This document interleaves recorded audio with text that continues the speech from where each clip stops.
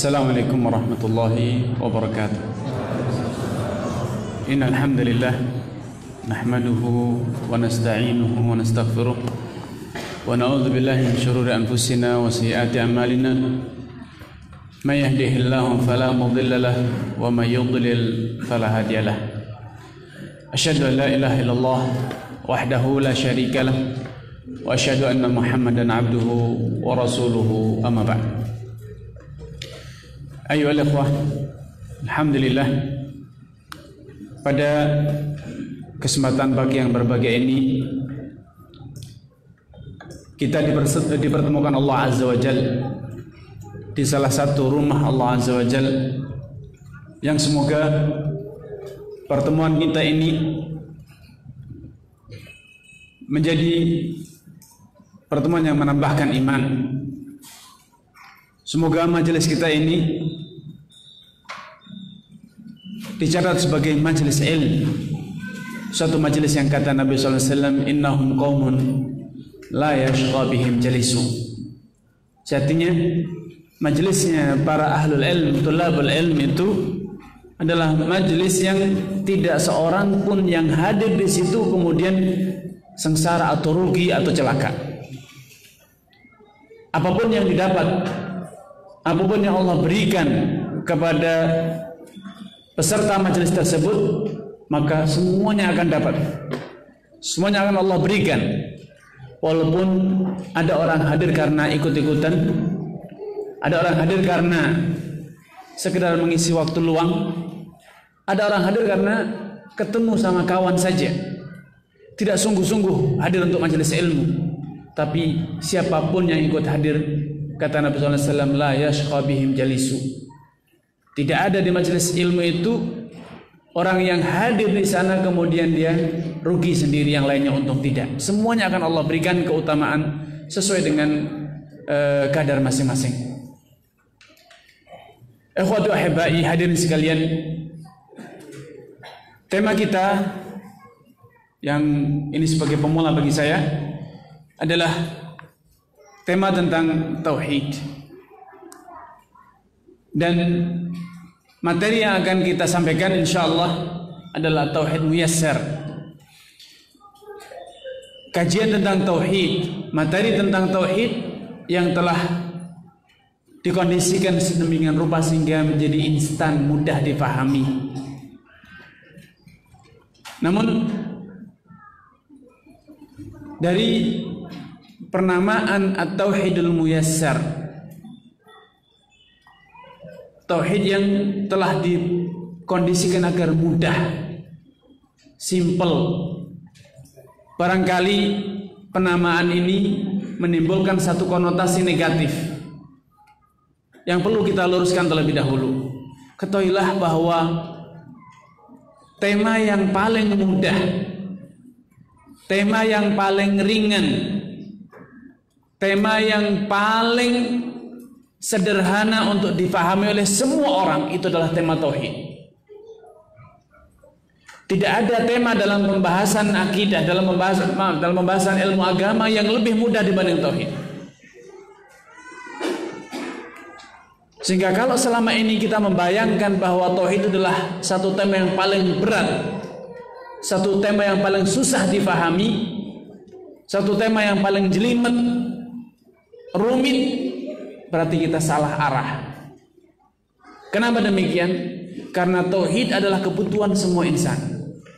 Tauhid adalah kewajiban semua manusia. Dan Allah Subhanahu wa taala Rahim, Allah itu Maha Penyayang. Allah itu Maha Penyayang. Tidak mungkin menjadikan satu tema yang dibutuhkan dan bahkan wajib dipelajari, wajib diketahui, difahami dan diamalkan oleh setiap insan, kemudian tema itu adalah susah dipahami, yang bisa menguasainya segelintir orang.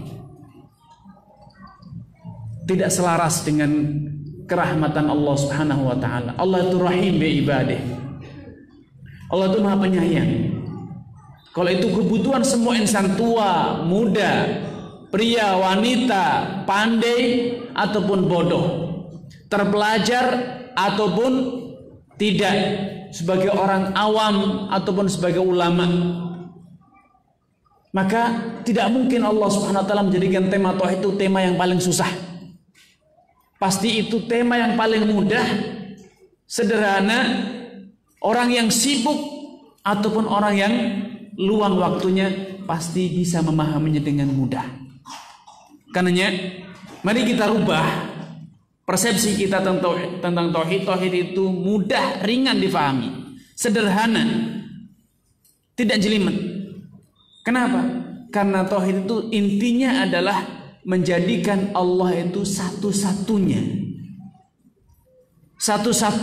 tempat kita beribadah, satu-satunya yang kita takuti, satu-satunya yang kita harapkan, satu-satunya yang kita cintai, satu-satunya yang paling indah, satu-satunya yang menguasai, satu-satunya yang menciptakan, yang mengatur, tidak ada yang lain. Sederhana. Itulah tauhid. Sehingga tidak perlu penjabaran yang rumit tentang tauhid. Yang membuat rumit itu nafsu. Ketika di dalam jiwa kita ada nafsu, selera, sehingga akhirnya kita menduakan Allah. Sehingga dalam diri kita ada rasa takut kepada selain Allah. Di dalam diri kita karena dibelenggu oleh nafsu, ada cinta karena selain Allah Subhanahu wa taala. Dalam diri kita karena telah dinodai oleh syahwat, sehingga kita seringkali beraktivitas, melakukan berbagai tindakan, aktivitas di dunia ini hanya sebatas karena menuruti nafsu, bukan karena menuruti perintah Allah Subhanahu wa taala. Yang membuat tema tauhid itu rumit, yang menjadikan tema tauhid itu berat untuk difahami, adalah karena adanya nafsu yang belum mampu kita tundukkan. Andai kita telah berhasil menundukkan nafsu, andai kita telah berhasil mengendalikan nafsu kita, maka tauhid itu paling mudah untuk dipelajari. Hal yang kedua yang menjadikan tauhid itu terkesan susah difahami, tauhid terkesan berat untuk difahami, adalah karena adanya syubhat, adanya godaan setan. Setan menggoda manusia, tahu di mana letak kelemahan manusia. Manusia itu letaknya, kelemahannya adalah, salah satunya adalah ajalah, ketergesa-gesaan. Manusia memiliki keterbatasan pandangan. Manusia memiliki keterbatasan energi, tenaga, keterbatasan pendengaran, keterbatasan ilmu. Akhirnya setan dengan mudah memanfaatkan keterbatasan manusia ini untuk apa? Menjadikan manusia cenderung kepada sesuatu yang instan. Allah menjanjikan kepada kita pertolongan, Allah menjanjikan kepada kita rezeki, Allah menjanjikan kepada kita kecukupan. Tetapi karena kesabaran manusia terbatas, kemampuan jiwa kita untuk bersabar, kemampuan emosional kita untuk meyakini terbatas, rendah. Akhirnya kita seringkali melangkah, loncat pagar, mencari rezeki dengan cara yang haram. Padahal andai kita sabar, Allah pasti memberikan rezeki yang sama, bahkan yang lebih baik dari jalur yang halal. Karena Allah telah berjanji, wa ma min dabatin fil ardi illa 'alallahi rizqaha. Tidak ada satu makhluk pun di muka bumi ini kecuali rezekinya itu siapa yang menjamin? Allah. Sehingga kalau Anda merasa bahwa buktinya Ustaz, dulu waktu saya kerja dengan baik, saya hidupnya pas-pasan, miskin, untuk makan saja siang dan malam, siang makan, malam tidak, malam makan, siang tidak, pagi dan sore. Tapi setelah saya berbuat ini dengan riba, menyuap, melanggar yang aturan syariat, urusan saya jadi mudah, rezeki saya menjadi lapang. Ya, betul, Anda tidak salah. Kesalahan Anda adalah kesabaran Anda saja yang gagal. Andai Anda bersabar sekejap saja, apa yang Anda dapatkan sekarang ini dengan cara haram akan Anda dapatkan dengan cara yang halal. Karena ketahuilah, Anda berbuat dosa, Anda melanggar aturan syariat, tidaklah mungkin membuka pintu rezeki yang tertutup. Sebagaimana sebaliknya, Anda mencukupkan diri dengan cara yang halal juga tidak menutup pintu rezeki yang sudah Allah buka. Ma yaftahillahu min rahmatin fala mumsikalaha. Kerahmatan, kemurahan Allah yang manapun yang telah Allah buka pintunya, tidak akan ada yang kuasa menutupnya. Sebaliknya, wa ma yumsik fala mursilalahu min ba'di. Dan pintu kemurahan yang telah Allah tutup, tidak akan ada yang bisa membukanya. Sehingga ketika kita melanggar aturan syariat, curang dalam berdagang, menipu, akhirnya kita mendapatkan kekayaan, percayalah, andai Anda sabar sesaat, Allah akan berikan rezeki yang sama atau bahkan lebih dengan cara yang halal. Apa yang menjadikan manusia akhirnya meloncat pagar, melanggar yang haram, menggunakan cara-cara bertentangan dengan syariat? Karena kelemahan. Kelemahan yang ada dirinya, yaitu ajalah, tergesa-gesa. Dia tidak sabar. Apa yang menjadikan manusia lebih takut kepada sesama manusia?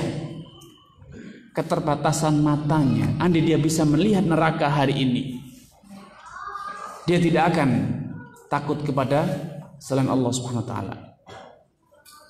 Andai dia bisa mendengar suara neraka yang menggelegar, dia tidak akan berani coba-coba melakukan yang haram. Andai dia betul-betul mengetahui neraka itu nyata, betul-betul yakin, ini saya tidak akan berani dia coba-coba. Suatu hari Rasulullah SAW melintasi satu kuburan. Kemudian beliau mendengarkan sesuatu dari arah kuburan tersebut. Kemudian beliau mengatakan, laula alla tadafanu la da'autullah an yusmi'akum min adzabil qabr. Dan lain beliau mengatakan, lau ta'lamuna ma a'lam. Andai aku tidak khawatir kalian nanti akibatnya tidak akan berani menguburkan siapapun yang mati dari kalian, niscaya aku akan berdoa kepada Allah agar memberikan kesempatan kepada kalian mendengarkan betapa pedihnya jeritan siapa penghuni kuburan. Andai kita pernah mendengar sekali saja, niscaya kita tidak akan tega, tidak akan berani menguburkan seseorang. Dalam ayat lain Nabi mengatakan, lau ta'lamuna ma'alam. Andai kalian tahu seperti yang aku tahu, la bagaitum katsiran. Niscaya kalian akan terus-menerus menangis ketakutan. Wala mastamta'ubun nisa alal furus, dan tidak mungkin kalian bisa menikmati istri-istri kalian di atas ranjang kalian. Yang menjadikan orang lancang sehingga melanggar yang haram, meninggalkan perintah Allah, melanggar larangan Allah, adalah karena keterbatasan ilmunya, keterbatasan pendengarannya, keterbatasan penglihatannya. Andai kita memiliki penglihatan, pendengaran yang seperti yang dimiliki oleh Nabi SAW, mengetahui, beliau mendengar, diberikan kesempatan Allah SWT mendengar, beliau juga sudah pernah diberikan kesempatan melihat langsung neraka. Uritun nar, aku diberi kesempatan melihat, menyaksikan langsung neraka. Fa idza aktsaru ahliha minkun, dan ternyata kebanyakan penduduk ahli neraka adalah wanita. Beliau melihat, maka beliau adalah akmalun nas taqwan. Beliau adalah orang yang paling takwa, paling sempurna. Inni la akhsyakum lillahi wa atqakum lah, kata Nabi. Aku adalah orang yang paling bertakwa dari kalian dan orang yang paling khasyah, paling takut kepada Allah Subhanahu wa taala. Kenapa? Kamalu al-ilm. Beliau memiliki ilmu yang sempurna. Beliau juga sudah pernah mendengar, beliau juga sudah melihat langsung. Sehingga beliau adalah orang yang paling sempurna tauhidnya, paling sempurna khasyahnya kepada Allah Subhanahu wa taala. Sehingga yang menjadikan tauhid itu susah, takut hanya kepada Allah, mengagungkan hanya Allah, cintanya Allah itu susah karena keterbatasan kita. Untuk mengobati semuanya itu hanya ada satu cara, yaitu belajar. Belajar. Baik belajar secara teori, membaca ayat Al-Quran, membaca hadis-hadis Nabi SAW, ataupun tadabbur pada ayat-ayat kauniyah, mengamati ayat-ayat kauniyah. Karena Allah Subhanahu wa taala sudah katakan, sanurihim ayatina fil afaqi wa fi anfusihim hatta yatabayyana lahum annahu al-haq. Akan kami tunjukkan kepada mereka ayatina, tanda-tanda keagungan kami, tanda-tanda kebenaran kami. Di mana? Fil afaq, di alam semesta, dan juga pada diri mereka sendiri. Allah juga sudah perintahkan, kul siru fil ardi, katakan kepada umat Muhammad, siru fil ard, berjalanlah di muka bumi. Fandur, kemudian lihatlah, amatilah, cermatilah siapa akibah, apa yang menimpa, apa yang Allah timpakan kepada orang yang berdusta, yang mendustakan, orang yang berbuat dosa dan lain sebagainya.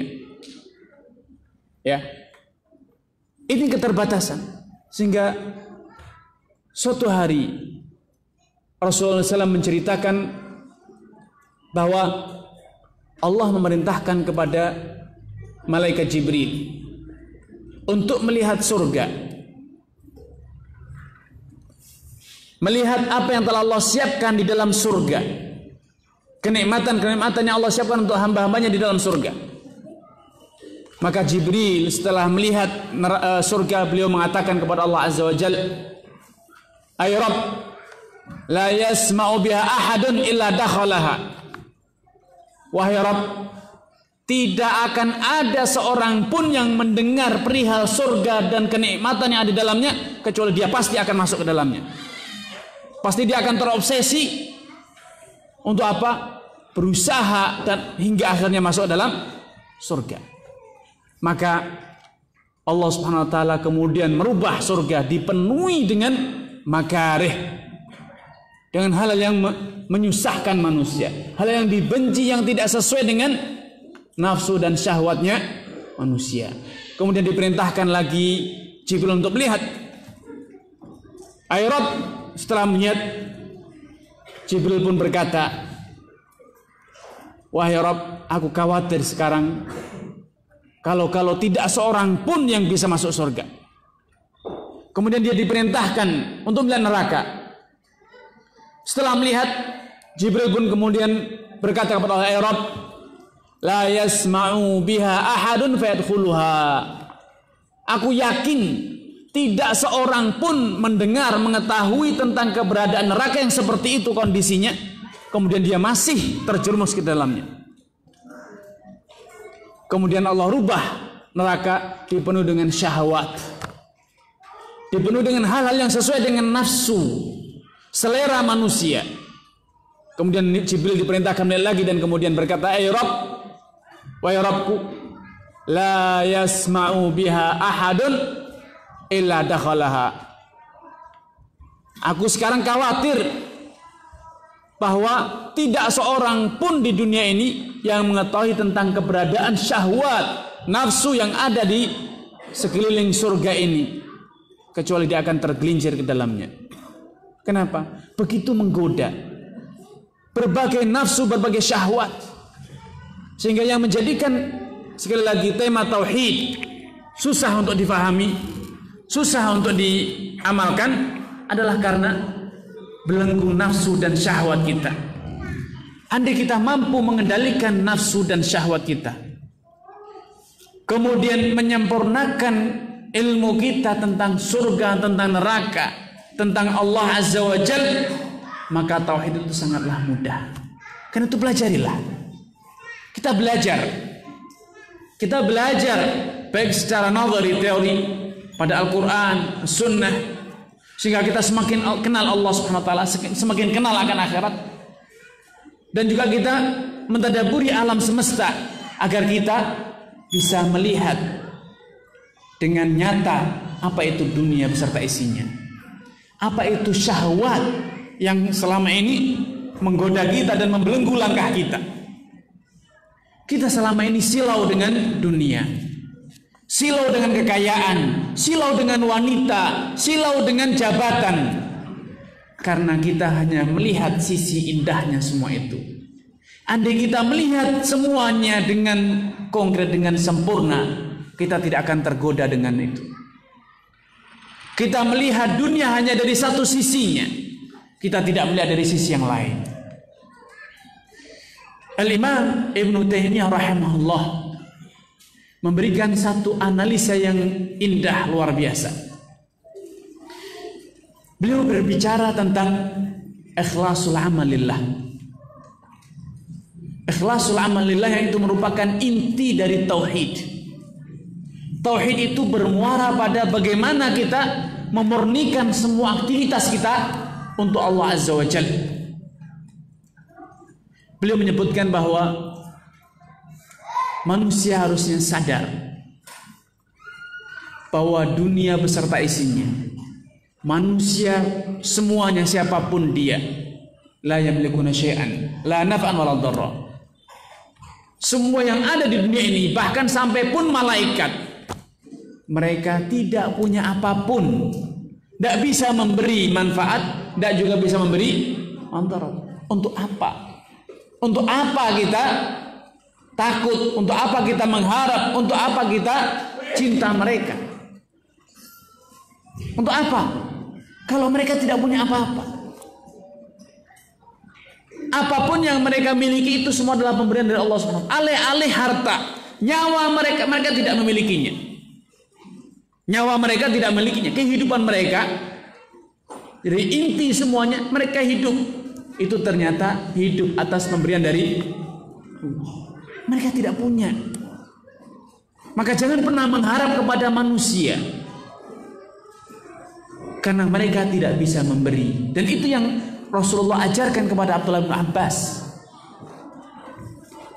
I'lam annal ummata law ijtama', ketahuilah, yakinlah bahwa andai semua manusia berkumpul bersatu padu ingin memberi manfaat kepadamu, lam yanfa'u, niscaya mereka tidak bisa memberi, illa bi syai'in qad katabahu Allahu lak, kecuali dengan sesuatu yang memang sudah Allah takdirkan. Mereka mau atau mereka tidak mau, mereka berkumpul atau tidak berkumpul, mereka setuju atau tidak setuju, kamu dapat itu. Untuk apa terus mengharap mereka? Ada ataupun tidak adanya mereka tidak merubah takdirmu. Sebaliknya, andai semua manusia berkumpul ingin mencelakakan kamu, lam yadurru, mereka tidak bisa melakukannya, illa bi syai'in qad kataba Allahu alaik, kecuali dengan sesuatu yang memang sudah Allah takdirkan. Untuk apa takut?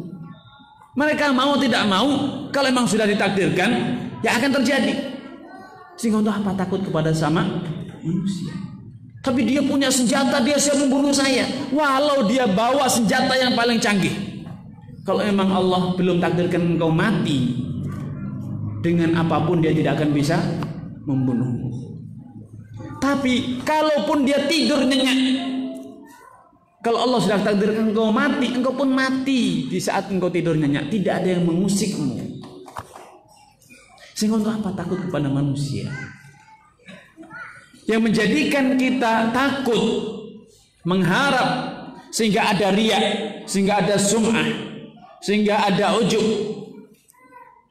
mengharap dari manusia, takut kepada manusia, yang itu semua adalah kesyirikan kepada Allah. Takut kepada setan, takut kepada hantu. Apa yang menjadikan itu? Karena kita menganggap mereka punya dan mereka bisa berbuat, padahal tidak. Tidak ada yang bisa melakukan. Yang kedua, ketahuilah bahwa dunia beserta isinya ini itu sejatinya adalah sumber sengsaranya manusia. Biang kesengsaraan manusia ini adalah dunia beserta isinya. Kalau ada yang berkata, Ustaz, sebentar Ustaz, saya makan itu enak Ustaz. Tadi waktu saya lapar, lemes. Waktu saya lapar, lemes. Mata berkunang-kunang. Ketika makan, apalagi makannya yang lahap, yang enak, lezat sesuai dengan selera kita, saya jadi kuat lagi Ustaz. Saya jadi sehat, bahagia, enak sekali, puas rasanya. Kata orang sini, pual enaknya gitu kan. Jangan bilang tidak ada manfaatnya Ustaz. Baik, saya Ustaz punya istri cantik, bahagianya Ustaz, punya istri cantik luar biasa. Belum ketemu saja sudah senyum-senyum sendiri, apalagi ketemu, bahagianya pol Ustaz. Baik, ya itulah kebodohan dan kepandiran manusia. Kita lupa bahwa untuk mendapatkan kenikmatan yang secuil itu, yang antum bilang makan enak, kemudian puas pol, itu antum harus mengorbankan, berkorban dengan apa? Dengan harta. Dan untuk mendapatkan hartanya itu, antum harus bercucuran keringat, lelah, kerja keras. Dan setelah makan pun, antum mulai menghitung, menginventaris masalah makan yang antum makan tadi. Mulai harus buang air ke toilet, kebanyakan mulai kolesterol, kebanyakan mulai gula, kebanyakan mulai penyakit ini dan penyakit itu, ya. Belum lagi nanti kalau salah makan, sakit perut, mules, diare. Artinya nikmat yang antum katakan nikmatnya pual tadi itu, ternyata pengorbanannya besar untuk bisa mendapatkannya, dan setelah mendapatkannya antum harus menanggung deritanya. Jadi satu nikmat sekali merasa enak, ternyata antum harus berkorban berapa? 2 kali, sebelum dan setelahnya, 2:1. Masih merasa untung? Tapi gimana dengan istri yang cantiknya pual Ustaz? Baik, antum bisa menikmati dia setiap saat, atau antum harus nafkahi dia setiap saat, menikmatinya sesaat? Yang bujang belum ngerti. Antum harus menafkahi, membiayai, memfasilitasi setiap nikmatnya. Hanya kok bisa merasa untung? Itu namanya bodoh. Allah sudah katakan manusia itu zaluman jahula. Sudah banyak berbuat zalim, bodoh lagi. Tenang Bu, jangan marah sama saya Bu, saya balas. Ibu, bapak yang katanya baik luar biasa, ganteng, kaya raya, itu Bu ya, itu wah pual Ustaz. Baik Bu ya, sehebat apapun suaminya ibu itu harus melayani sebelum menjadi suami, dan setelah menjadi suami itu juga pengorbanan ibu untuk suami lebih besar dibanding keuntungan yang ibu dapatkan dari suami. Alih-alih kalau nanti salah bisa mati ibu gara-gara perbuatan suami. Ya, korban suami itu banyak di rumah sakit, Pak, ya. Ibu pada mati itu gara-gara bapak-bapak itu. Coba ibu bapak biarkan begitu saja, tidak mati di rumah sakit insya Allah. Melahirkan, ya, kanker macam-macam gara-gara bapak itu. Jadi pengorbanan wanita untuk laki-laki itu sangat besar, Pak. Mana tiap hari harus melayani, bikinkan kopi, nyetir, ngurusi pakaiannya, ngurusin rumahnya, menjaganya, dan macam-macam. Pengorbanan yang didapat untuk mendapatkan secuil nikmat di dunia ini berlipat ganda. Itulah yang Rasulullah katakan, ad-dunya mal'unatun wa mal'unun man fiha illa dzikrullah wa mawalah. Dunia ini jauh dari kerahmatan Allah dan penghuninya pun jauh dari rahmatnya Allah Azza wa Jalla, kecuali kalau diisi dengan zikir kepada Allah dan semua upaya yang ada hubungannya, semua tindakan, semua aktivitas yang ada hubungan dengan mengingat Allah Subhanahu wa taala. Karena satu-satunya nikmat yang sejati di dunia ini hanyalah iman, hanyalah ketaatan kepada Allah Subhanahu wa taala. Itulah kenikmatan yang sejati. Adapun dunia itu sesaat. Secuil nikmat, pengorbanannya berlipat ganda. Sehingga untuk apa kita cinta dengan derita? Untuk apa kita cinta dengan derita? Bahkan sebagian ulama mengatakan, yang Anda katakan sebagai nikmat pol tadi, itu sebenarnya adalah sebuah derita yang engkau salah pahami.